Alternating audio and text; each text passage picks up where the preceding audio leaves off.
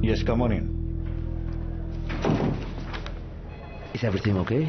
Well, yes, nothing out of the ordinary. May mga ayusin pa akong ibang bagay dito sa company bago kami bumiyahe, kaya kakailanganin kita. Sigurado ka ba na you want to go through with this trip? Gustuhin ko man o hindi, I have to do it. Matalinong babae si Nina at gusto lang niya na makasama ka to spend some time with you. Ngayon, kung wala naman doon ang utak mo, hindi kayo mag-e-enjoy na dalawa. I have to make an effort. Gusto ko magkaayos kami ni Nina kaya ako ginagawa ito. I'm trying to save my marriage here. Well, anyway, hindi kita pinatawag para pag-usapan ang personal kong buhay. I want you to take charge of the company.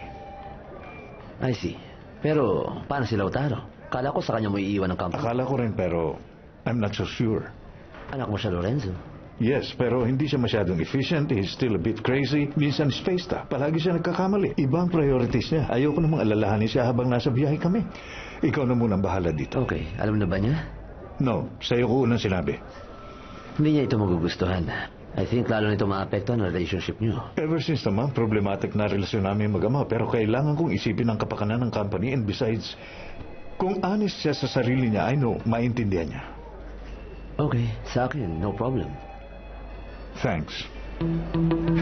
Don't worry, sabi sa akin they're already examining her. Ay, thank you. Kapag may mga sinabi siyang kakaiba, huwag niyo na lang siyang pansinin. Ganun talaga yun. Madalas ko ano-ano sinasabi tungkol sa akin. Stop it, Esmeralda. Alam ko na yon, so don't worry. Baka mataas lang uli yung sugar level ng foster mother mo. Okay, pero paano yung ibang mga nurse? Ayoko kasi Believe me, hindi magkaroon rin ng sila problema. maniniwala, kaya don't worry. I'll go check if they've examined her, tapos I'll let you know. Thank you, Doc. Good morning. Good morning. Esmeralda, kamusta? Wow, naalala mo yung pangalan ko. Ang Ikaw, galing mo, natatandaan mo Oo ako? naman, syempre. Kumusta ka na? Mabuti. Ano? Mabuti. Okay ka na ba? Oo, medyo okay na okay. ako. Mas okay na ang pakiramdam ko at hindi kita makakalimutan kasi ikaw lang yung... Naku, Hindi lang wala sumasakit yun. pagkatapos Ito ng naman, injection.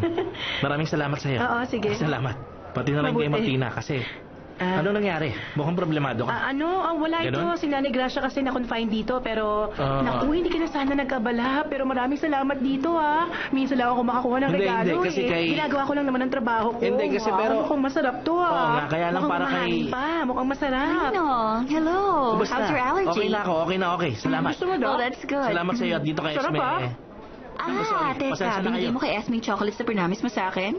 Ikaw talaga? Hindi ganun yun. Naku, Hindi, wag sorry, Esmeralda. pasensya na Kasalanan kayo. ko. Ayoko, Hindi ko kasi hindi. masabi. Ito na. Sige na, sorry, yun na yan. pasensya na. Bibili na lang kita, Sige na. Martina. Diyan lang naman sa No, kanto yung Esmeralda, shopping. okay lang. Yun na yan. Pasensya na, hindi Martina, ko sandali. alam Bibili sa kita. akin. Lino! Excuse me. Hi, Tita Nina. Kumusta na? I'm glad to hear that. Ako, okay naman po ako. No. I don't think I should go to that cocktail party. Because hiwalay na kami ni Lautaro ngayon and that is part of Lautaro's job and... I don't know what else to say.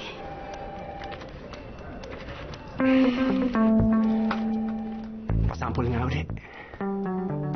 Umalis ka nga dito. Paano kung may makakita sa atin? Gawin Ano mo ba muna yun? yung utos Ano ko ba sa pinapagawa katama mo? mo sa pulis. Sinabi ko na Paano sa'yo. kung hindi ko gawin? Ha? Wala akong sinabing ganyan. Alis, baka may makakita sa Sino atin. makakita sa atin? Wala naman tao dito. Pues wala akong pakialam. Kanina lang lambing mo Oo, sa akin. malambing ako. Pero paano ba naman akong gaganahan kung hindi mo ginagawa yung gusto ko? Sabihin mo muna sa akin kung bakit ko sila nanakawan.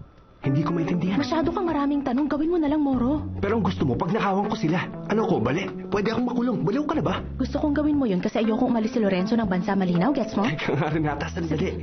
Gusto mo tulungan kitang akitin si Uribe? Baliw ka na nga, hindi ko Sige, gagawin yun. kalimutan na lang natin to. Okay lang, may ibang tao naman na pwedeng tumulong sa akin. Sige, ha? Sige, sabihin mo. Alam mong pag gusto ko, dapat makuha ko. Halikan mo ko. So ano na? Siguraduhin mo lang na walang tao dun sa Sabi bahay. ko na sa'yo, walang tao sa bahay. Lahat sila nasa party mamaya. Akong bahala doon. Talaga? Hmm? Napakaganda mo talaga. Mhm. Walang bola. Alis na.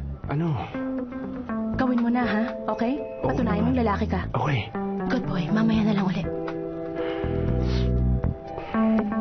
Aabot ka sa deadline? Wala naman akong choice. Uubusin ko lang tong kape ko tapos gagawin ko na yung presentation. Hindi ko palalampasin ng association's cocktail party kahit nasa ICU Pero mas pa ako. importante naman ang presentation kaysa sa party, di ba?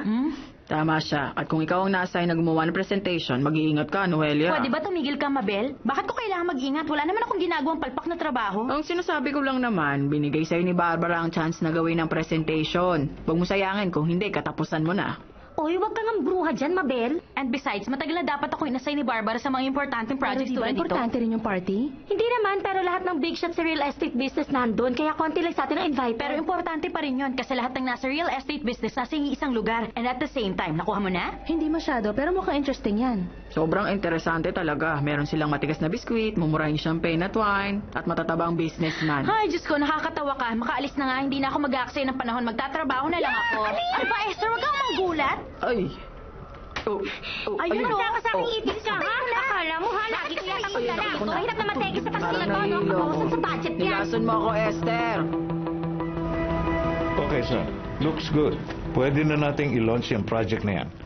By the way, please check the advertising campaign dahil mukhang hindi pa ready yun. Sige, ako nang bahala dyan, Dad. Don't worry. Gaano kayo katagal ni Ma'am sa Capri?